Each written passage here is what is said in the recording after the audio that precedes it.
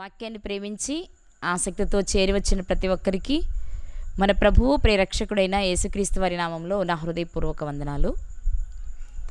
ఈరోజు మనం నేర్చుకోబోయే అంశము లేక ప్రాంతం ఏంటి అంటే బేత్లెహేము.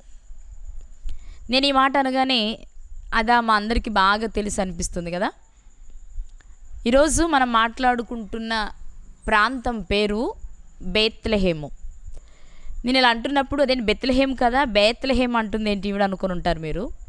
కానీ యాక్చువల్లీ బైబిల్లో ఇవ్వబడిన పదం మాత్రం బేత్లెహేమే.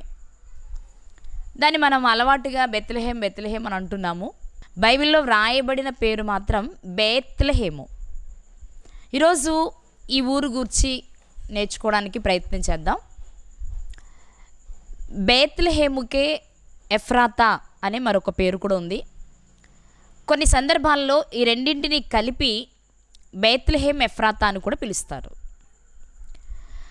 ఈ పదానికి లేక బేత్లెహేం అనే పదానికి అరమిక్ భాషలో అర్థం ఏంటి అంటే హౌస్ ఆఫ్ మీట్.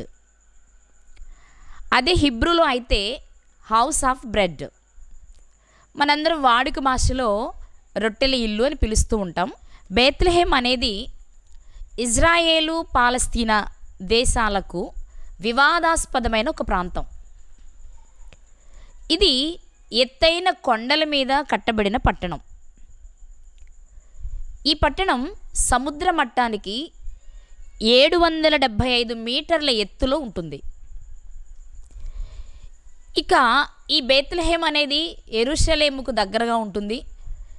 బేత్లెహేముకి యెరూషలేముకి మధ్య దూరం ఎంత అంటే 6.2 మైళ్ళు, అంటే సుమారు 10 కిలోమీటర్ల దూరం. ఈ బేత్లెహేంలో 2007లో ఉన్న జనాభా 25,000 మంది. ఈ 25,000 మంది జనాభాలో పోల్చుకుంటే లేదా ప్రారంభం నుండి మనం పోల్చుకుంటూ వస్తే 1947వ సంవత్సరంలో బేత్లెహేంలో ఉన్న జనాభాలో 87% క్రైస్తవులు ఉండేవారట. అదే 1998వ సంవత్సరం వచ్చే నాటికి క్రైస్తవులు కేవలం 40% మాత్రమే ఉన్నారట.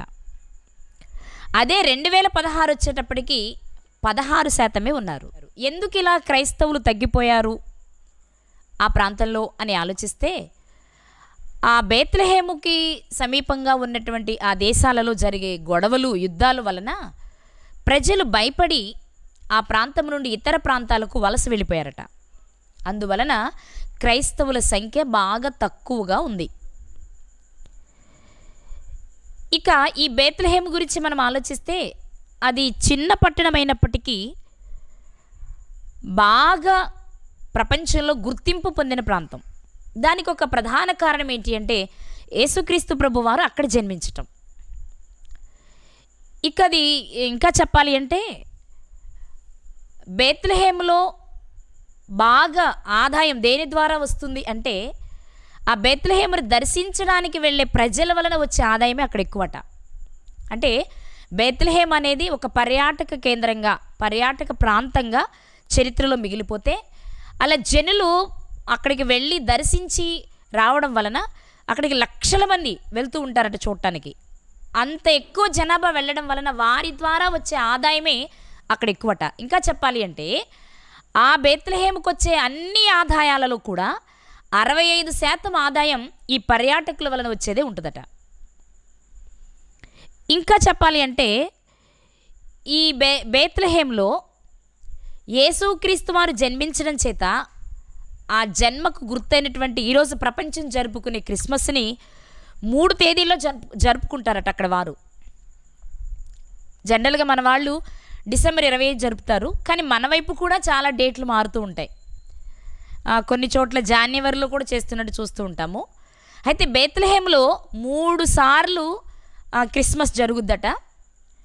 మొదటిసారి క్రిస్మస్ డిసెంబర్ 25నే జరుగుద్ది. దాన్ని ఎవరు జరుపుతారు అంటే రోమన్లు జరుపుతారంట, ప్రొటెస్టెంట్లు జరిపించుకుంటారట. అంటే అక్కడ ఉన్న వారిలో రోమా జాతి వారు అలాగే ప్రొటెస్టెంట్స్ డిసెంబర్ 25నే క్రిస్మస్ చేస్తారట. అలాగే గ్రీక్ వారు, కాప్టిక్ వారు, సిరియా ఆర్థోడాక్స్ వారు వీళ్ళేమో జనవరి 6న మరో క్రిస్మస్ చేసుకుంటారట. అంటే వాళ్ళ దృష్టిలో క్రిస్మస్ జనవరి 6. ఇక మూడవ రకం ఎవరు అంటే ఆర్మేనియన్ ఆర్థడాక్స్ వారు జనవరి 19న క్రిస్మస్ చేసుకుంటారట. టోటల్గా బెత్లెహేములో క్రిస్మస్ పండుగను 3 తేదీల్లో జరుపుకుంటారు. 1 డిసెంబర్ 25, 2 జనవరి 6, 3 జనవరి 19. ఇక ఈ క్రిస్మస్ సమయంలో చాలా ఒక రకంగా చెప్పాలి అంటే యేసుక్రీస్తు ప్రభు వారు జన్మించినప్పుడు జనాభా లెక్కల కొరకు వెళ్ళడం వలన ఎలా కిక్కిరిసి ఉంది జనాభాతో, ఈనాటికి కూడా ఈ తేదీలలో పండుగ జరుపుకునే ఈ తేదీలలో ఎప్పుడూ జనం ఎక్కువగా ఉంటారట. చాలా ఎక్కువ జనాభా, ఎందుకంటే చూడటానికి వెళ్ళే వారి సంఖ్య చాలా ఎక్కువగా ఉన్నట్టుగా చెప్తూ ఉంటారు. అయితే ఈ బెత్లెహేము ప్రాంతం అనేది కొండ మీద కట్టబడిన కింద వైపు లోయలు మైదానాలు ఉన్నప్పటికీ చాలా బాగుండేదట. అయితే హేడ్రియన్ అనే చక్రవర్తి 2వ శతాబ్దంలో ఈ పట్టణాన్ని నాశనం చేశాడని చరిత్రకారుల అభిప్రాయం. అయితే కాన్స్టాంటైన్ అనే చక్రవర్తి యొక్క తల్లి 4వ శతాబ్దంలో, ఆమె పేరు హెలీనా, 4వ శతాబ్దంలో ఆ పట్టణాన్ని కొంచెం పునరుద్ధరించి ఒక చర్చిని కూడా నిర్మించారట. అయితే మరలా 529 క్రీస్తు శకంలో ఈ పట్టణాన్ని మరలా పడగొట్టడం జరిగింది. అంటే ఆ చర్చిని, ఆ పట్టణాన్ని మరలా కూలగొట్టడం జరిగింది.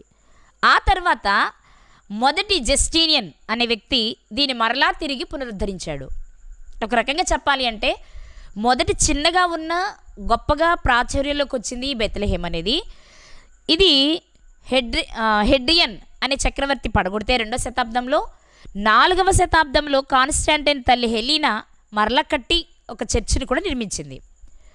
మరలా 529లో క్రీస్తు శకం దీనిని మరలా పడగొట్టారు వేరే ప్రజలు. దానిని మరలా మొదటి జస్టీనియన్ అనే వ్యక్తి తిరిగి ప్రారంభించడం జరిగింది. ఇక ఈ బెత్లెహేము అనేది 1948వ సంవత్సరంలో అరబ్బులకు ఇస్రాయేలీలకు మధ్య జరిగిన యుద్ధంలో ఈ బెత్లెహేము పట్టణము జోర్డాన్ వారి పాలనలోనికి వెళ్ళిపోయింది. ఆ తర్వాత 1995వ సంవత్సరంలో ఓస్లో ఒప్పందం ప్రకారము మరలా బెత్లెహేమ్ మీద పూర్తి అధికారం ఎవరికి వచ్చిందంటే పాలస్తీనీలకు వచ్చింది. ఇప్పుడు ప్రస్తుతం పాలస్తీనుల ఆధీనంలో ఇది నడుస్తున్నట్లుగా చెప్తూ ఉంటారు. ఇది బెత్లెహేము పట్టణానికి సంబంధించిన చరిత్ర. బెత్లెహేమ్ అనేది రొట్టెల ఇల్లుగా మన వాడుక భాషలో మాట్లాడుతూ ఉంటాము. ఇది ఇశ్రాయేలీలకు పాలస్తీనులకు ఎప్పుడు వివాదాస్పదమైన భూభాగము, మనకి కాశ్మీర్ లాగా. అలాగే ఎత్తైన కొండల మీద కట్టబడిన పట్టణము, యెరూషలేముకు దగ్గరగా ఉన్న పట్టణము, 25,000 జనాభా 2007లో ఉన్నట్టుగా చెప్తున్నారు. క్రైస్తవుల సంఖ్య క్రమేణా తగ్గుతూ వచ్చింది. ఇక ఈ బెత్లెహేములో యేసుక్రీస్తు వారు జన్మించడం వలన ప్రపంచ చరిత్రలోనే చిన్న పట్టణమైన ఎక్కడో ఉన్న ప్రపంచంలో అందరి దృష్టిని ఆకర్షించినది ఏది అంటే ఈ బెత్లెహేమ్. ఎందుకు ప్రపంచ ప్రజలందరి దృష్టిని ఇది ఆకర్షించింది అంటే ఒకే ఒక్క కారణం, యేసుక్రీస్తు ప్రభువారు ఇక్కడ జన్మించటం వలన. ఇక మీకు తెలిసిన విషయాలు మిగిలినవన్నీ. అయితే ఈ రాత్రి దీని గురించి కొన్ని విషయాలు మనం మాట్లాడుకుందాం ప్రియులారా. బైబిల్ ఏం చెప్తుంది? కేవలం యేసుక్రీస్తు వారు పుట్టడం వలన మాత్రమే దీనికి ప్రాచుర్యం వచ్చిందా? అసలు బెత్లెహేమ్లోనే ఎందుకు యేసుక్రీస్తు వారు పుట్టాలి అని కనుక మనం ఆలోచిస్తే కొన్ని మాటలు బైబిల్ని బేస్ చేసుకొని మనం ఆలోచన చేద్దాం. ప్రపంచంలో ఎన్నో దేశాలు ఉన్నాయి. మనకి తెలిసి ముఖ్యంగా 7 ఖండాలు ఉన్నాయి.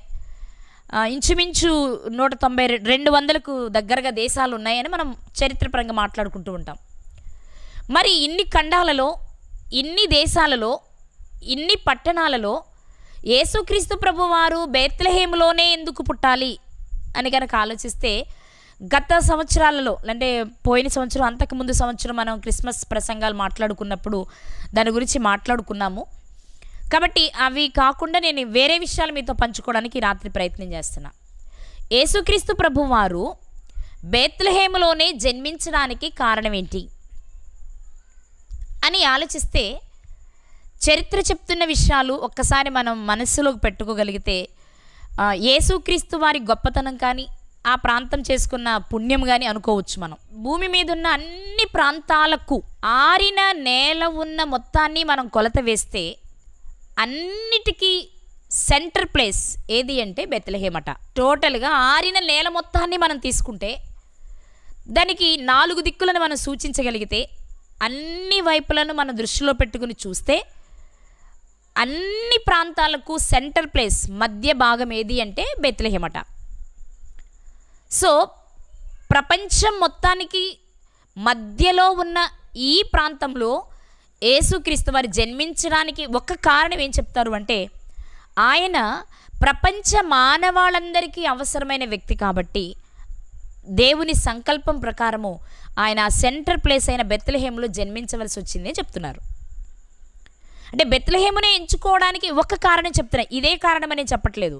ఒక కారణం ఏంటి అంటే, ఆరిన నేల మీద మనుషుల మనుగడ సాగిస్తున్న భూభాగాన్ని మనం లెక్కగడితే అన్నింటికి మధ్య భాగము లేక సెంటర్ ప్లేస్ ఏది అంటే బెత్లెహేమ్. ఇక శాస్త్రం చెప్పిన లేక సైన్స్ చెప్పిన రెండవ రీజన్ ఏంటి అంటే, మనకున్న 7 ఖండాలలో ఎక్కువ జనాభా ఉన్న ఖండాలు ఆసియా, ఆఫ్రికా, యూరప్. ఈ 3 ఖండాలు చుట్టూ ఉంటాయి, ఒకే చోటు ఉంటాయి. ఈ 3 ఖండాలకు సెంటర్ ప్లేస్ బెత్లెహేమ్ అనట. ఒకటి, ప్రపంచవ్యాప్తంగా ఆరిన నేలంతటికీ సెంటర్ ప్లేస్ బెత్లెహేమే. రెండవది, ఎక్కువ జనాభా అత్యంత ప్రాచుర్యం కలిగినటువంటి ఖండాలలో 3 ముఖ్యమైన ఖండాలు ఉన్నాయి. అవి ఒకటి ఆసియా, ఆఫ్రికా, యూరప్. ఈ 3 ఖండాలలో సెంటర్ ప్లేస్ మళ్ళీ బెత్లెహేమే వచ్చిందట. ఇక మూడో విషయం ఏంటి అంటే, క్రైస్తవులు క్రైస్తవేతరులు అంటాం కదా మనం, అన్యులు బెత్లెహేమ్ చుట్టూ ఉన్నారట. అంటే అన్యులకు మధ్యలో ఉన్నటువంటి భూభాగమే ఈ బెత్లెహేమ్ అట. అంటే చుట్టూ అన్యులు ఉన్నారు, మధ్యలో సెంటర్ ప్లేస్లో ఈ బెత్లెహేమ్ ఉంది. కాబట్టి ఈ 3 విషయాలను ఆధారం చేసుకుని పెద్దవారు చెప్పే విషయం ఏంటి అంటే, పండితులు చెప్పే విషయం ఏంటి అంటే, యేసుక్రీస్తు అందరికీ ప్రభువు. యేసుక్రీస్తు ప్రభువారు ఆయన చెప్పిన బోధలు ప్రారంభంలో ఆయన మాటలు వింటే మనం, నేను నశించిన ఇశ్రాయేలు యొద్దకే వచ్చానని చెప్తూ ఉంటారు. కానీ కేవలం అక్కడే ఆగిపోలేదు. ఆయన అన్యులకు కూడా వాక్యాన్ని ప్రకటించినట్లుగా లేక అన్యులను కూడా దేవుని వైపు తేవడానికి ఆయన కావాలి అనే విషయాలు మనం బైబిల్లో చాలా చూస్తాం. కాబట్టి ప్రపంచమంతటికీ ఆయన కావాలి, అభివృద్ధి చెందిన ఖండాలకు ఆయన కావాలి, అన్యులకు ఆయన కావాలి. కాబట్టి ఎటువైపు తీసుకున్న అన్నిటికీ సెంటర్ ప్లేస్ బెత్లెహేమే. కాబట్టి అక్కడ యేసుక్రీస్తు వారు జన్మించారు. అక్కడ జన్మించడంలో, ఆ ప్రాంతంలో ఆయన జన్మించడానికి ఒక ప్రధాన కారణం ఏంటి అంటే, ఆయన అందరికీ చెందినవాడు లేక అందరికీ ఆయన కావలసినవాడు అనే అర్థం దాన్ని బట్టి ఇస్తుంది అని చెప్తూ ఉన్నారు. ఇక ఆ ఉద్దేశమే దేవుని ప్రణాళిక అయ్యుండొచ్చేమో. అందుకే ముందే చెప్పేశారు ఆయన ఏమని అంటే, బెత్లెహేమే యేసుక్రీస్తు వారి జన్మస్థలము అని కదా. మనం మీకా గ్రంథంలో ప్రవచనాన్ని చదువుకుంటాం. యూదా దేశపు బెత్లెహేమా, నువ్వు యూదా ప్రధానులలో ఏమాత్రము అల్పమైన దానవు కావు అని. కాబట్టి ఒకవైపు మనం ఆలోచిస్తే యేసుక్రీస్తు ప్రభువారు జన్మించడానికి దేవుడు ఎంపిక చేసిన స్థలం బెత్లెహేము. ఎందుకు బెత్లెహేమును ఆయన ఎంపిక చేశారు అంటే, ఆయన అందరికీ కావలసిన వాడు అనే విషయాన్ని రుజువుపరచడానికి. ఇక రెండవ కారణం ఏంటి అంటే దావీదు గారిని దేవుడు చాలా ప్రేమించారు. దావీదు గారితో ఒక వడంబడిక చేశారు, నా కృప నీకు దూరం కాదు అని. అలాగే దావీదు గారిని గురించి దేవుడిచ్చిన ఒక మాట, దేవుడు చేసిన ఒక ప్రమాణము లేక దేవుడిచ్చిన ఒక సాక్ష్యం ఏంటి అంటే, అతను నా ఇష్టానుసారుడైన మనుష్యుడు అని. ఇప్పుడు దావీదు గారు దేవునికి చాలా ఇష్టమయ్యారు కాబట్టి, ఇష్టమైన వ్యక్తిలో నుండి ప్రియమైన కుమారుణ్ణి భూమి మీదకి పంపించాలి అనేది దేవుని సంకల్పం. అందుకే దావీదు గారి గోత్రం, దావీదు గారి వంశం, దావీదు గారి పట్టణం, దావీదు గారి సింహాసనం మీద యేసుక్రీస్తు వారు ఆసీనులైనట్టుగా చరిత్ర చెప్తుంది. అంటే ఆయన కూర్చున్న సింహాసనమైన, ఆయన వచ్చిన పట్టణమైన, ఆయన వచ్చిన గోత్రమైన, ఆయన వచ్చిన వంశమైన ఎవరి నుండి వచ్చింది అంటే దావీదు, దావీదు, దావీదు అని చెప్తాం. కాబట్టి మరి దావీదు గారి పుట్టిన ఊరేది అంటే బెత్లెహేమే. కాబట్టి ఈ 2 విషయాలను మనం దృష్టిలో పెట్టుకుంటే, ఒకటి దావీదు గారికి ఇచ్చిన మాట ప్రకారం దావీదు గారి పట్టణమందే యేసుక్రీస్తు జన్మించాలి. కాబట్టి ఇది దేవుని సంకల్పంలో ఉన్న విషయమే కాబట్టి ప్రవక్త అయిన మీకా గారి ద్వారా ఈ ప్రవచనాన్ని చెప్పించినట్లుగా మనం చూస్తాం. సందర్భం వచ్చింది కాబట్టి ఒక్కసారి ఆ వచనాన్ని చూసుకొని ముందుకు వెళ్దాం ప్రియులారా. మీకా గ్రంథము 5వ అధ్యాయము 2వ వచనం. బేత్లెహేము ఎఫ్రాతా, యూదావారి కుటుంబంలో నీవు స్వల్ప గ్రామమైనను నా కొరకు ఇశ్రాయేలీలను ఏలబోవువాడు నీలో నుండి వచ్చును. మీకా ప్రవక్త ద్వారా ఇవ్వబడిన ప్రవచనం ఇది. ఈ ప్రవచనంలో ముఖ్యమైన విషయం ఏంటి అంటే యేసుక్రీస్తు ప్రభువారు అయినప్పటికీ ఇక్కడ ప్రాంతానికి ప్రాధాన్యత ఇచ్చినట్లుగా కనబడుతుంది. అది బేత్లెహేము ఎఫ్రాతా. ముందే చెప్పాను నేను, బేత్లెహేముకే పూర్వకాలం ఉన్న పేరు ఎఫ్రాతా అని. కాబట్టి ఎఫ్రాతా అన్న బేత్లెహేమ్ అన్న లేక బేత్లెహేమ్ ఎఫ్రాతా అన్న ఒకటే అనేది మీరు దృష్టిలో పెట్టుకోండి. ఇకపోతే మీకా ప్రవక్త ద్వారా ఈ ప్రవచనం ఎందుకు ఇవ్వబడింది అంటే దేవుడు తీసుకున్న నిర్ణయం మీరు బాగా గమనిస్తే ప్రియులారా, ఆదాము హవ్వగారు తప్పు చేసినప్పుడు, వారి వలన లోకంలోనికి పాపం వచ్చినప్పుడు పాపాన్ని తీయడానికి పరిశుద్ధుడు కావాలి కాబట్టి అప్పుడే చెప్పారు ఒక ఆయన వస్తారు అని. కానీ దావీదు గారి కాలం వచ్చిన తర్వాత యేసుక్రీస్తు వారు ఆ దావీదు నుండే వస్తారు అని మనకు మరింత ఆధారాలతో బలపరుస్తూ అనేక విషయాలు తెలియచేశారు. కాబట్టి యేసుక్రీస్తు ప్రభువారు బేత్లెహేములోనే జన్మించడానికి 2 ప్రధాన కారణాలు ఉన్నాయి. ఒకటి, అది ప్రపంచ నడిబొడ్డునుంది. 2, దావీదు గారి వంశంలో నుండి యేసుక్రీస్తు వారు రావాలి. ఒక్క వంశంలో నుంచి రావడమే కాదు, ఆయన పుట్టిన ఊరిలో నుంచే ఈయన పుట్టాలి. ఆయన ఏలిన సింహాసనాన్ని పరోక్షంగా ఈయన ఏలాలి. ఇది దేవుని సంకల్పం కాబట్టే యేసుక్రీస్తు ప్రభు వారి జననం బేత్లెహేములో జరిగింది ప్రియులారా. ఇకపోతే బైబిల్ ప్రకారంగా ఎఫ్రాతాను గురించి కానీ బేత్లెహేమును గురించి కానీ బైబిల్ ఏం చెప్పింది అనేవి కొన్ని విషయాలు మనం మాట్లాడుకుందాం. ఇప్పటికి నేను 2 విషయాలు చెప్పాను. ఒకటి, బేత్లెహేముకున్న పరిస్థితులు చెప్పాను, దాని భౌగోళిక స్వరూపము, అక్కడున్న పరిస్థితులు చెప్పాను. రెండవది, యేసుక్రీస్తు ప్రభు వారు బేత్లెహేములో జన్మించడానికి కారణం ఏంటో చెప్పాను. ఇప్పుడు ఈ ఎఫ్రాతాను గురించి కానీ బేత్లెహేమును గురించి కానీ ఏమి వ్రాయబడింది బైబిల్లో అనేది మనం చూస్తే, ఎఫ్రాతా ఎఫ్రాతా అనే పేరు ప్రాంతానికి ఉంది, వ్యక్తికి ఉంది. ప్రాంతానికి ఉంది, వ్యక్తికి ఉంది. ఎఫ్రాతా అంటే అర్థం ఫలభరితమైన, ఫలవంతమైన ప్రదేశము అని అర్థం. ఈ మాట ప్రదేశంగా ఎక్కడ కనిపిస్తుంది, వ్యక్తులకు ఎక్కడ పెట్టబడిందో 2 వచనాలు చూసి ముందుకు వెళ్దాం ప్రియులారా. ఆదికాండము 35వ అధ్యాయము 16వ వచనం. ఆదికాండము 35వ అధ్యాయము 16వ వచనం. వారు బేతేలు నుండి ప్రయాణమైపోయిరి. ఎఫ్రాతాకు వెళ్ళు మార్గంలో మరికొంత దూరము ఉన్నప్పుడు రాహేలు ప్రసవించుచు ప్రసవ వేదనతో ప్రయాసపడెను. ఇక్కడ మనం చూసినట్లయితే యాకోబు గారు తన మామగారింటి నుండి తిరిగి వస్తున్న సందర్భం. మార్గమధ్యంలో ఎఫ్రాతాకు వెళ్ళే మార్గంలో యాకోబు గారి ప్రియమైన భార్య అయిన రాహేలు గారు ఆమె 2వ కుమారుడైన బెన్యామీను గారికి జన్మనిస్తూ చనిపోయిన ప్రదేశం. ఈ ప్రదేశం యొక్క పేరే ఎఫ్రాతా. కాబట్టి ఎఫ్రాతా అనేది ప్రదేశానికి కూడా పేరున్నట్లుగా మనం చూస్తున్నాం. అదే ఇక్కడే రాహేలు గారి సమాధి కూడా కట్టబడి ఉన్నట్లు, ఇప్పుడు కూడా బెత్లెహేములో ఈ సమాధి కనిపిస్తుందని ఆ ప్రాంతాన్ని చూడటానికి వెళ్ళేవారు చెప్పే మాట. ఇక్కడ ప్రదేశానికి పెట్టబడిన పేరు ఎఫ్రాతా అని మనకు కనిపించింది కదా. మరి వ్యక్తులకు ఎవరికైనా ఎఫ్రాతా అనే పేరుందా అని చూస్తే దినవృత్తాంతముల 1వ గ్రంథము 2వ అధ్యాయము 19వ వచనం. అజూబా చనిపోయిన తరువాత కాలేబు ఎఫ్రాతాను వివాహము చేసుకొనగా అది అతనికి హూరును కనెను. హూరు ఊరిని కనెను. ఊరి బెసలేలును కనెను.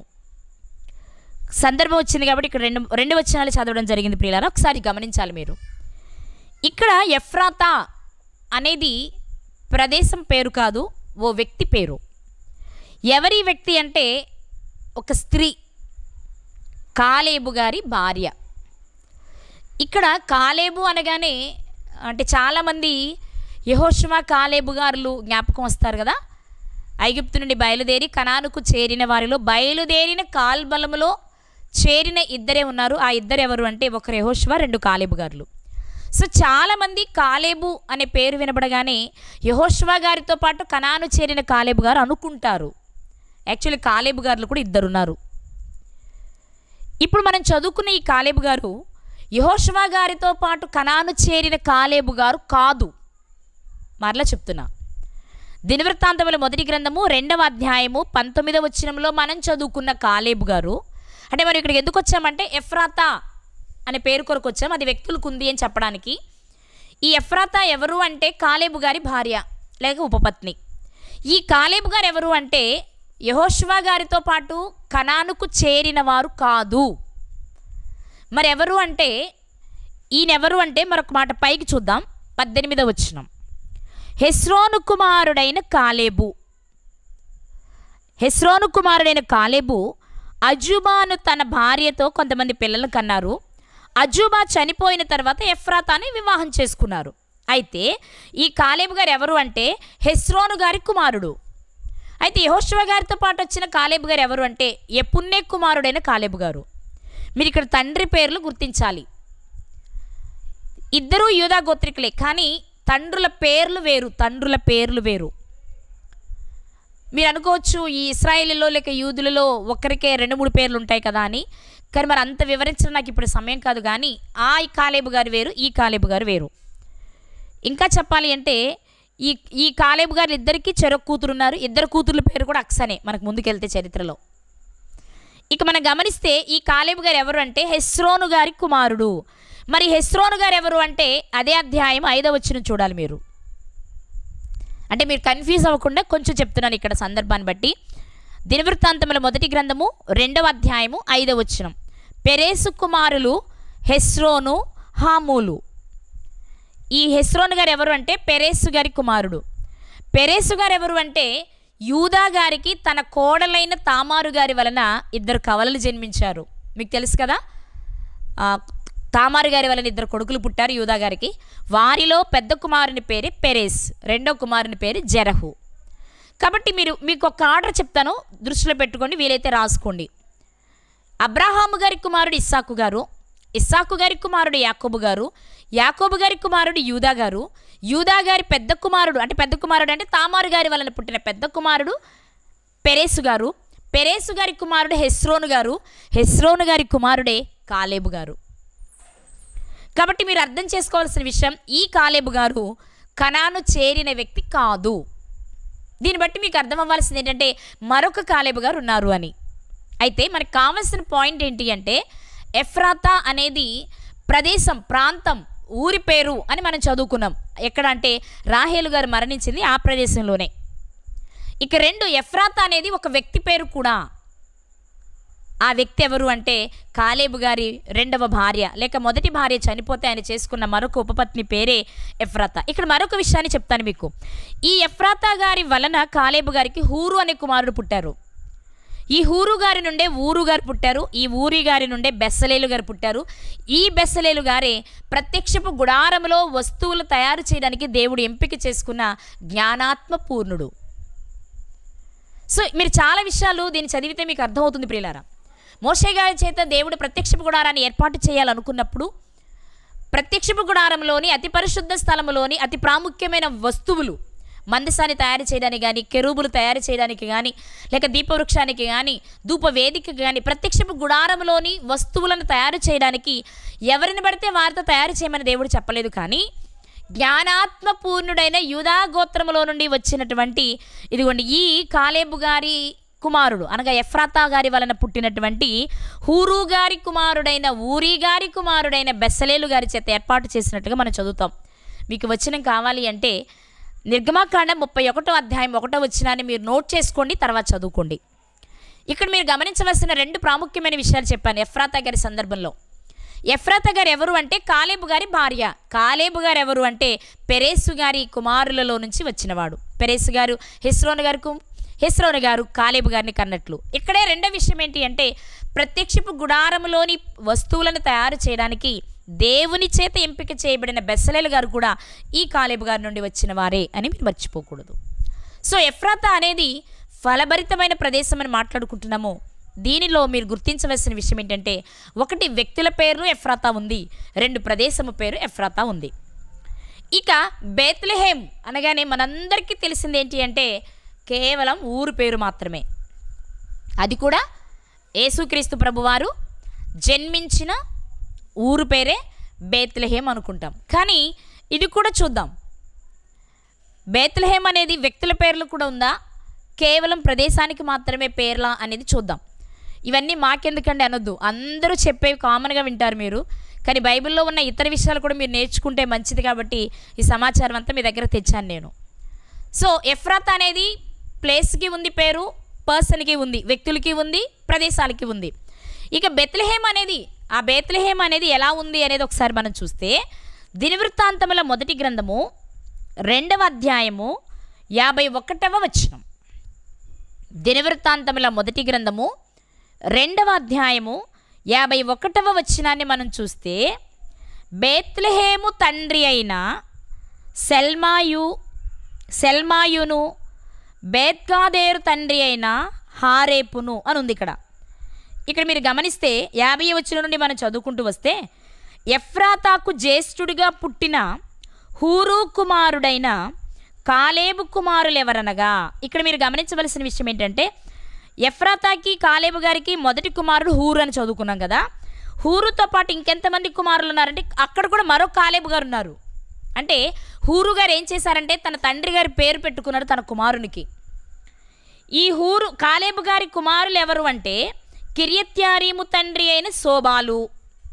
బాగా వినాలి మీరు, హూరు గారి కుమారుడు కాలేబు గారు, హూరు గారి తండ్రి పేరు కూడా కాలేబు గారు, మర్చిపోకూడదు మీరు.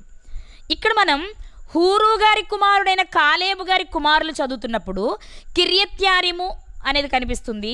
అంటే కిర్యత్యారీము తండ్రి అయిన శోబాలు, బేత్లెహేము తండ్రి అయిన సెల్మాయును అని కనిపిస్తుంది. మనకి అన్నీ వద్దు, కానీ ఇక్కడ బేత్లెహేము అనేది ఒక వ్యక్తి పేరుగా కనిపిస్తుంది. కాబట్టి బేత్లెహేం అనగానే ఇక్కడ నుండి మనం ఏమనాలి, బేత్లెహేం అనగానే యేసుక్రీస్తు పుట్టినూరు అనకూడదు. బేత్లెహేం అంటే ఊరు పేరా అండి, వ్యక్తి పేరా అని అడగగలగాలి, ఎందుకంటే రెండు బైబిల్లో ఉన్నాయి కాబట్టి. సో ఈ బేత్లెహేముకి చాలా చరిత్ర ఉంది.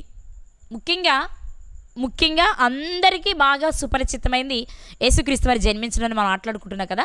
కానీ ఈ బేత్లెహేము ప్రాంతపు వాసులు చాలామంది ఉన్నట్లుగా మనం చెప్పుకుంటాం. ఇంకా చెప్పాలి అంటే, యెహోషువ గారు కనానులో చేరిన తర్వాత భూభాగాలు పంచిపెట్టేటప్పుడు ఎవరికి బేత్లెహేం అనేది వాటాగా వచ్చింది అంటే, యూదులకైతే కాదు. జనరల్గా మనము బేత్లెహేం అనేది యూదుల పట్టణం కాబట్టి, యూదాపురము కాబట్టి మనం మాట్లాడేసుకుంటాం. కానీ యెహోషువ గారు పంచిపెట్టినప్పుడు మాత్రం ఇది ఎవరికి వచ్చింది, ఎవరి భూభాగంలో ఉందో ఒక మాట చూసుకొని ముందుకు వెళ్దాం ప్రియులారా. యెహోషువ గ్రంథము 19వ అధ్యాయము 15వ వచనం. యెహోషువ గ్రంథము 19వ అధ్యాయము 15వ వచనము. కట్టాతు, నహలాలు, షిమ్రోను, ఇదలా, బేత్లెహేము అను 12 పట్టణములను వాటి పల్లెలను, ఆ పట్టణములను వాటి పల్లెలను వారి వంశముల చొప్పున జెబూలూనీలకు కలిగిన స్వాస్థ్యము. కాబట్టి యెహోషువ గారు భూభాగాలు పంచిపెట్టినప్పుడు జెబూలూనీల స్వాస్థ్య భాగంగా వచ్చిన దానిలో వచ్చే పేరే బేత్లెహేము. ప్రారంభంలో యెహోషువ గారు భూభాగాన్ని పంచిపెట్టినప్పుడు మాత్రం ఇది జెబూలూనీలకు వెళ్ళిన భాగంగా చెప్పబడుతుంది. తర్వాత మనకు తెలుసు, దావీదు గారు రాజైన తర్వాత దావీదు పురము అనబడింది బేత్లెహేమే. ఆయన అక్కడ జన్మించిన వ్యక్తిగా మనకు కనిపిస్తూ ఉన్నారు. ఇది విషయాలు. మరి బేత్లెహేముకు సంబంధించిన వారిలో ఎవరైనా ప్రముఖమైన వ్యక్తులు ఉన్నారా అంటే చాలామంది ఉన్నారండి. ఒకరిద్దరిని మీకు చూపించి నేను విషయంలోనికి వెళ్ళిపోతాను. న్యాయాధిపతుల గ్రంథము 12వ అధ్యాయము 8వ వచనము. అతని తరువాత బేత్లెహేము వాడైన ఇబ్సాను ఇశ్రాయేలీలకు అధిపతి ఆయను. పై సందర్భంలో యెఫ్తా గారి సందర్భాన్ని చూసుకుంటాం మనం. ఆ తర్వాత మనం చూసినట్లయితే ఇబ్సాను గారు న్యాయాధిపతిగా వచ్చారు. ఈ ఇబ్సాను గారి ఊరేది అంటే బేత్లెహేమే. కాబట్టి బేత్లెహేములో నుండి ఒక న్యాయాధిపతి వచ్చినట్లుగా మనం చూస్తున్నాము. ఇక తర్వాతది మీకు తెలుసు, అదేంటి అంటే నయోమి రూతు గారి సందర్భం. ఈ నయోమి గారి ఊరు ఏది అంటే మీకు తెలుసు, యూదా దేశపు బెత్లెహేమే. ఇక్కడ కరువు వస్తేనే ఆమె మోయాబు దేశం వెళ్ళింది. కుమారులిద్దరికి అక్కడ వివాహం జరిగింది. ఆ కుమారులలో ఒక్క కోడలే రూతు గారు. సో అలా కూడా మనకు బాగా పరిచయమే ఈ బేత్లెహేమ్ అనే పట్టణం. ఇక ఈ బేత్లెహేము దావీదు గారు జన్మించిన ఊరుగా మనం మాట్లాడుకున్నాము. ఇలా మనం చదువుకుంటూ ముందుకు వచ్చినట్లయితే క్రొత్త నిబంధనలో కూడా ఈ బేత్లెహేమ్ గురించి మనకు కనిపిస్తుంది. ముఖ్యంగా మీకా గారు ప్రవచించారు. ఈ ప్రవచన నెరవేర్పే మత్తయి సువార్త 2వ అధ్యాయంలో మనం చూస్తాం. కాబట్టి చరిత్రపరంగా చూసిన బెత్లెహేమ్ అనేది చిన్న పట్టణంగా కనిపిస్తున్నప్పటికీ అందులో నుంచి గొప్ప గొప్ప వ్యక్తులు వచ్చినట్లుగా మనకు కనబడుతూ ఉంది. ముఖ్యంగా ఒక న్యాయాధిపతిని చూసాము. చరిత్రలో చిరస్థాయిగా నిలిచిపోయిన రూతు గారి చరిత్రను చూస్తే ఆమె అత్తగారిది నయోమి గారు, ఎలీమెలెకు గారిది బేత్లెహేమ్గానే కనిపిస్తుంది. అలాగే దావీదు గారిది అదే పట్టణంగా కనిపిస్తుంది. అలాగే యేసుక్రీస్తు వారు ఆ పట్టణంలో నుండే వచ్చారు కాబట్టి, దావీదు కుమారుడు అనబడ్డారు కాబట్టి ఆ పట్టణంలో నుంచి వచ్చినట్లుగా మనం చూస్తూ వచ్చాం. ఇకపోతే అసలు ఈ బెత్లెహేమును గురించి, ఈ బేత్లెహేము చరిత్రను గురించి మనం ఎందుకు మాట్లాడుకోవాలి, దీనివలన మనకు ఉపయోగం ఏంటి అంటే, ఆ పట్టణం వలన మనకేదో లాభం ఉందని నేను చెప్పట్లేదు, కానీ ఇది స్వల్ప గ్రామమైన, చిన్న గ్రామమైన, ఒక రకంగా చెప్పాలంటే ఎన్న తగినది కాకపోయినా దీనికి గుర్తింపు రావడానికి మాత్రం ప్రధాన కారణం ఉంది. అదే ప్రపంచ మానవాళిని విమోచించే ఒక రాజు అక్కడి నుంచి వచ్చారు. ఆయన వలన, ఆయన జరిగించిన క్రియల వలన ఆ పట్టణం ప్రపంచంలో అందరూ గుర్తుంచుకునేలా నిలిచిపోయింది. అవునండి, యేసుక్రీస్తు వారు జన్మించకపోతే ఆ పట్టణానికి విలువ ఉండేదా? దాన్ని ఎవరైనా గుర్తించేవారా? అన్నిటిలో అది కూడా ఒకటిగానే మిగిలిపోయేది. మరి దీని ద్వారా ఈ రాత్రి దేవుడు మనకేం తెలియచేస్తున్నారు అనేది మనం ఆలోచించవలసిన విషయం. మనకేం తెలియచేస్తున్నారో ఆలోచించే ముందు దావీదు గారు ఈ పట్టణాన్ని చాలా ప్రేమించారు. ఇంకా చెప్పాలంటే ఈ పట్టణానికి దావీదుపురము అని కూడా పేరుంది, మనకు తెలుసు. ఎందుకంటే లూకాసు వార్త 2వ అధ్యాయంలో ఓ మాట కనిపిస్తుంది. దేవదూతలు గొర్రెల కాపరుల దగ్గరకు వర్తమానాన్ని తెచ్చి చెప్తున్న మాట ఒకసారి మనం చూద్దాం. లూకాసు వార్త 2వ అధ్యాయము 11వ వచనం. దావీదు పట్టణమందు నేడు రక్షకుడు మీ కొరకు పుట్టియున్నాడు, ఈయన ప్రభువైన క్రీస్తు. ఇక్కడ దావీదు పట్టణమందు అనే మాట మనకు కనిపిస్తుంది. కాబట్టి బేత్లెహేముకే మరొక పేరు దావీదుపురము. వాస్తవంగా అవన్నీ ఎందుకు దావీదుపురము అనే పేరు ఎందుకు వచ్చింది అంటే, దావీదు గారు పుట్టిన ఊరు, దావీదు గారితో సంబంధం కలిగింది కాబట్టి అది ఆ పేరే పెట్టబడి ఉంటుంది. అయితే ఈ బేత్లెహేములో ఒక ప్రత్యేకమైన సందర్భం చరిత్రలో మనకు కనిపిస్తుంది ప్రియులారా. ఆ సందర్భాన్ని చూసుకొని పట్టణానికి ప్రాధాన్యత వచ్చింది అంటే మన వలన కలిగేది ఏంటో ఒక సందర్భాన్ని జ్ఞాపకం చేసుకుందాం. ముందు బేత్లెహేముని గురించి చరిత్రలో వ్రాయబడిన ఒక సందర్భాన్ని మనం జ్ఞాపకం చేసుకుంటే, బేత్లెహేములో అది చిన్న ప్రాంతమే అయినా ఎవరి ప్రాంతం వారికి బాగుంటుంది కదా, ఎవరి పట్టణం వాళ్ళకి నచ్చుతుంది, అది ఎలాంటిదైనా సరే. ఈ బేత్లెహేములో ఒక బావి ఉంది, మంచినీళ్ళ బావి. ఈ బావి నీళ్ళంటే దావీదు గారికి చాలా ఇష్టం. ఈ బావి నీళ్ళంటే దావీదు గారికి చాలా ఇష్టం. దావీదు గారు ఫిలిస్తీన్ల చేత తరమబడుతున్న సందర్భంలో ఫిలిస్తీన్లు బేత్లెహేము దగ్గరగా ఉన్నారు, ఈయనేమో వేరే చోటు ఉన్నారు. ఆ సందర్భంలో బేత్లెహేముకు సమీపంగా వచ్చేటప్పటికి ఈయనకి ఏమనిపించిందంటే, తాను పుట్టి పెరిగి అనుభవించిన ప్రాంతం కదా, ఆ బేత్లెహేములో ఉన్న బావి నీళ్లు, మంచినీళ్ళు తాగాలి అనిపించింది. వెంటనే ఆయన దగ్గరున్న వాళ్ళలో ఆయన చుట్టూ బలాఢ్యులు ఉండేవారు కదా, వాళ్ళలో వాళ్ళ నాయకుడికి చెప్పారు ఏమనంటే, ఆ బేత్లెహేముకు వెళ్ళి ఆ బావి నీళ్ళు ఎవరైతే నాకు తీసుకొస్తారో అవి తాగి నేను చాలా సంతోషించాలనుకుంటున్నాను అని. ఇప్పుడు ఒక గొప్ప వ్యక్తి కోరిన కోరిక కాబట్టి సాహసం చేయాలి. ఎందుకంటే ఆ ప్రదేశంలో ఫిలిస్తీన్లు ఉన్నారు. వాళ్ళను కాదని, వాళ్ళకు తెలియకుండా ఆ ప్రదేశానికి వెళ్ళి మంచినీళ్ళు తేవాలి. తెలిసిందంటే ఏం చేస్తారు చెప్పాలి, ఏం చేస్తారు? తెలిస్తే శత్రువులు కాబట్టి చంపేస్తారు కదా. వెంటనే వీళ్ళు వెళ్ళారంటే ఆటోమేటిక్గా రాజు ఎక్కడ ఉన్నాడో కూడా అర్థమైపోతుంది. దావీదు గారికి కూడా చనిపోయే ప్రమాదం ఉంది. కానీ అలాంటి సిచ్యుయేషన్లో దావీదు గారికి ఏమనిపించిందంటే, అవేం ఆలోచించలేదు, కానీ ఆ బెత్లెహేము ఊరి బయట ఉన్న బావి నీళ్ళు తాగాలనిపించింది ఆయనకి. సరే, వెంటనే ఈ విషయం చెప్పగానే ముగ్గురు బలార్జీలు బయలుదేరి వెళ్ళారు. ఆ సందర్భాన్ని ఒకసారి మనం చూద్దాం బైబిల్లో నుండి. సమూయేలు 2వ గ్రంథము 23వ అధ్యాయము 13వ వచనం నుండి చదువుకుందాం. సమూయేలు 2వ గ్రంథం 23వ అధ్యాయము 13వ వచనం. మరియు 30 మంది అధిపతులలో శ్రేష్ఠులైన ముగ్గురు కోతకాలమున అదుల్లాము గుహలోనున్న దావీదు నొద్దకు వచ్చినప్పుడు ఫిలిస్తీలు రెఫాయీము లోయలో దండు దిగియుండిరి. ఫిలిస్తీలేమో రెఫాయీము లోయలో ఉన్నారు, వీళ్ళేమో అదుల్లాము గుహలో ఉన్నారు. దావీదు దుర్గములో ఉండెను, ఒక కోటలో ఉన్నారు దావీదు గారు.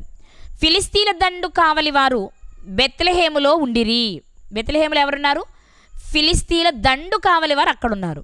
అప్పుడు ఏం జరిగింది? దావీదు ఇలా అంటున్నారు, బెత్లెహేము గవిని దగ్గరున్న బావి నీళ్లు ఎవడైనను నాకు తెచ్చి ఇచ్చినడలా ఎంతో సంతోషించదనని అధికారితో పలుకగా, ఆ ముగ్గురు బలార్జులు ఫిలిస్తీల దండు కావలి వారిని ఓడించి దారి చేసుకొని పోయి బెత్లెహేము గవిని దగ్గరున్న బావి నీళ్లు చేది దావీదు వద్దకు తీసుకుని వచ్చిరి.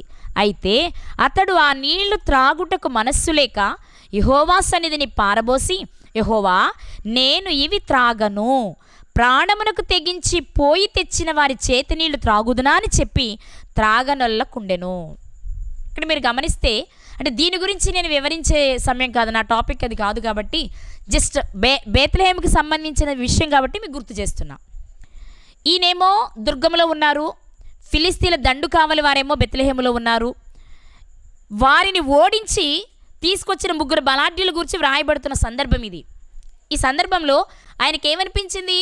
బెత్లెహేము గవిని బయట ఉన్న బావి నీళ్ళు తాగాలనిపించింది. వెంటనే తన కోరికను చెప్పేశాడు. తమ నాయకుడు, తమ రాజు కోరుకున్న కోరిక కాబట్టి బలాఢ్యులు వెళ్ళి వారిని ఓడించి నీళ్లు తెచ్చారు. అడిగేటప్పుడు అడిగేసరి కానీ దావీదు గారు తిరిగి తెచ్చిన తర్వాత మాత్రం ఆయన మనస్సు చాలా బాధపడిపోయింది. ఏంటిది, నేను ఎందుకు ఇలా చేశాను, అసలు అది ఎలాంటి ప్రదేశము, అక్కడ ఫిలిస్తీన్ల దండ ఎంత ఉన్నారు, నేను ఎందుకు ఇలా అడిగేశాను, కానీ నా వాళ్ళు చాలా గొప్పవాళ్ళు, బలవంతులు, వారిని ఓడించి నాకు మంచినీళ్ళు తెచ్చారే, కానీ వాస్తవంగా వాళ్ళు తెచ్చింది మంచినీళ్ళు అయినా ఇవి నాకు మంచినీళ్ళలా లేవు, వాళ్ళ ప్రాణాలకు తెగించి తెచ్చారు కాబట్టి వాళ్ళ రక్తంలో కనిపించింది ఏమో దావీదు గారికి. వెంటనే ఆయన ఏం చేశాడంటే నీళ్లు తీసుకెళ్ళి యెహోవా సన్నిధిలో కుమ్మరించి, దేవా నన్ను క్షమించు, నేను ఇవి త్రాగలేను, ఇవి తాగితే వాళ్ళ ప్రాణం, వాళ్ళ రక్తాన్ని నేను తాగినట్టు అవుతుంది అనే భావన ఆయన మనస్సులో ఉండి దాన్ని విడిచిపెట్టినట్టుగా మనం చూస్తాం. అయితే ఇదంతా చెప్పాలనేది నా ఉద్దేశం కాదు, కానీ బెత్లెహేము బావి దగ్గర ఉన్న నీళ్లు చాలా బాగుండేమో, లేకపోతే తన సొంత ఊరి బావి నీళ్లు కాబట్టి తాగాలనిపించిందేమో. వెంటనే ఆయన అడిగేశారు, కానీ సాహసించి వారు తెచ్చిన విధానాన్ని చూసిన తర్వాత దావీదు గారికి నచ్చలేదు, భయం వేసి ఉంటుంది, తాగడానికి ఇష్టపడలేదు. సో బెత్లెహేములో మనం చెప్పుకోదగింది ఏంటంటే ఒక బావి, ఈ బావి ఇప్పటికీ ఉందట, దీనిని కూడా దావీదు బావి అని పిలుస్తారట. అంటే టూరిస్ట్ ప్లేస్గా ఉంది కదా, వెళ్ళేవారు వచ్చేవారు ఉంటారు కదా, వాళ్ళ మాటల ద్వారా విన్న విషయం ఇది. నేను అక్కడ ఈ బావి ఇంకా ఉంది, ఈ బావికి పెట్టబడిన పేరే దావీదు బావి అని. కాబట్టి బెత్లెహేములో చూడదగింది ఏంటి అంటే, ఒకటి యేసుక్రీస్తు వారిని పండుకోబెట్టిన పశువుల తొట్టె ఇప్పటికీ ఇంకా అలాగే ఉందట. అంటే దాని ప్రక్కన పెద్ద చర్చి కట్టి చాలా ఆడంబరం చేశారు, కానీ ఆ పాక మాత్రం శిథిలావస్థలో ఉన్నట్లుగా చెప్తున్నారు. రెండోది, అక్కడే ప్రతి సంవత్సరం క్రిస్మస్ సమయంలో క్రిస్మస్ ట్రీని పెడతారట. ఈ నెలల్లో దర్శించే వారి సంఖ్య కొన్ని లక్షల్లో ఉంటుందట. అంటే దీనికి ఏమంటున్నానంటే, యేసుక్రీస్తు వారు జన్మించడం వలన ఒక గుర్తింపు వచ్చింది, అది దావీదు గారి కాలం నాటి నుంచి ఆ గుర్తింపు పెరుగుతూనే వచ్చినట్లుగా మనకు అనిపిస్తూ ఉంది. సో బెత్లెహేమును గురించి మనం నేర్చుకోదగిన విషయాలు ఇవి. దానికి ఒక చరిత్ర ఉంది. ఆ చరిత్రకు ప్రధాన కారణం ఇద్దరు ప్రముఖమైన రాజులు అందులో నుంచి వచ్చారు. వారెవరు అంటే, ఒకటి దేవునికి ఇష్టడైన దావీదు గారు అక్కడి నుండే వచ్చారు. రెండు, దేవునికే ప్రియమైన కుమారుడైన యేసుక్రీస్తు వారు అక్కడ నుండే వచ్చారు. ఆ గోత్రంలో నుండే వచ్చారు, ఆ ప్రాంతంలో నుండే వచ్చారు. ఓకేనా? మరి ఈ విషయం ద్వారా దేవుడు మనకేం తెలియచేయాలనుకుంటున్నారు? ఈ విషయం ద్వారా దేవుడు మనకేం తెలియచేయాలనుకుంటున్నారు? ఏదో ఆయన జన్మించారు కాబట్టి ఆ పట్టణాన్ని దర్శిస్తే, ఆ పట్టణానికి ఒక్కసారైనా వెళ్తే మనం పరలోకం వెళ్ళిపోతామని నేను చెప్పట్లేదు. చాలామందిలో ఉండే అభిప్రాయం ఇదే. గొప్ప గొప్ప వ్యక్తులు తిరిగిన ప్రదేశాలు కానీ, గొప్ప గొప్ప వ్యక్తులు చేసిన కార్యాలు ఉన్న ప్రాంతాలకు కానీ వెళ్ళి వాటిని దర్శిస్తే, వారి సమాధులు తాకితే, ఆ సమాధుల మీద ఉన్న మట్టి తింటే పుణ్యం వచ్చేస్తుంది అనుకునే సంప్రదాయంలో బ్రతుకుతున్నాం మనం. కానీ వాస్తవంగా అదేమీ కాదండి. వాళ్ళ జీవితాల ద్వారా మనకు పాఠాలు నేర్పాలనుకుంటున్నారే తప్ప ఇంకేవేవో నేర్పాలనేది దేవుని ఉద్దేశం అయితే కాదు. కాబట్టి ఇక్కడ మనం అర్థం చేసుకోవాల్సిన ప్రాముఖ్యమైన విషయం ఏంటి అంటే, బేత్లెహేముకు అంత గుర్తింపు ఎందుకు వచ్చింది అంటే, అందులో బ్రతికిన వ్యక్తులు దేవుని దృష్టిని ఆకర్షించిన వారు, దేవుని చిత్తాన్ని నెరవేర్చిన వారు కదా. దావీదు గారిని గురించి దేవుడు చెప్పిన మాట ఏంటి?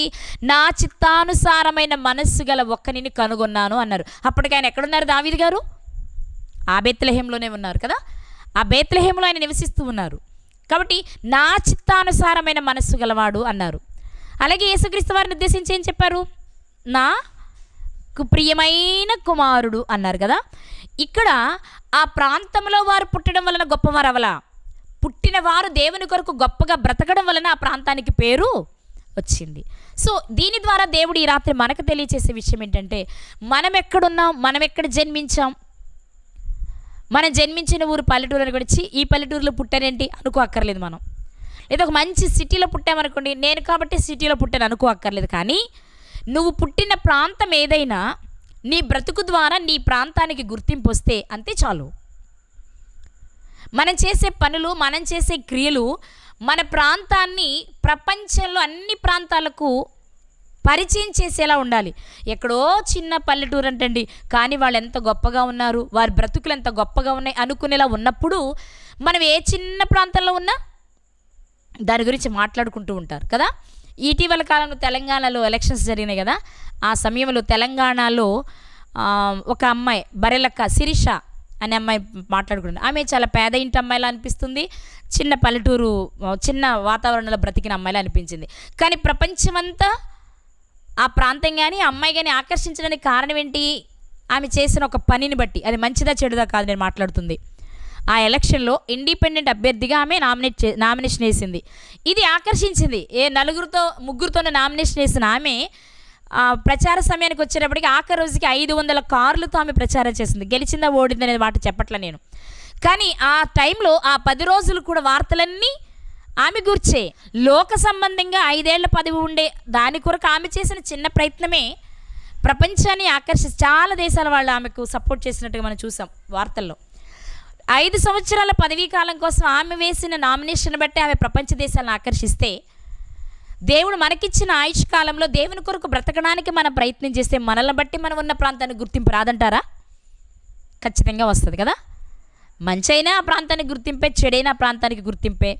మంచైనా చెడైనా వాళ్ళ తల్లిదండ్రులకు వారి పెద్దవారికి ఖచ్చితంగా ఆ ప్రభావం ఉంటుంది. కాబట్టి ఈరోజు బేత్లెహేం ప్రపంచంలో నిలిచిపోవడానికి కారణం ఏంటి అంటే, అక్కడ మహనీయులు 2 పుట్టారు, వారి బ్రతుకులు దేవునికి నచ్చేలా ఉన్నాయి కాబట్టి.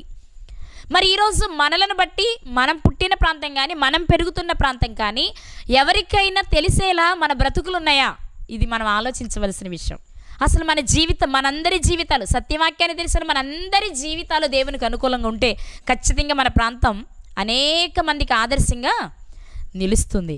కాబట్టి మన ప్రాంతం గుర్తింపు పొందాలి అన్నా, మనకన్నా తల్లిదండ్రులు గుర్తింపు పొందాలి అన్నా, మనకు వాక్యాన్ని నేర్పించేవారు గుర్తింపు పొందాలి అన్నా, అన్నిటికీ మూలం ఏంటంటే మన జీవితాలు దేవునికి నచ్చినట్లు ఉండాలి. మరి అలా ఉన్నాయా?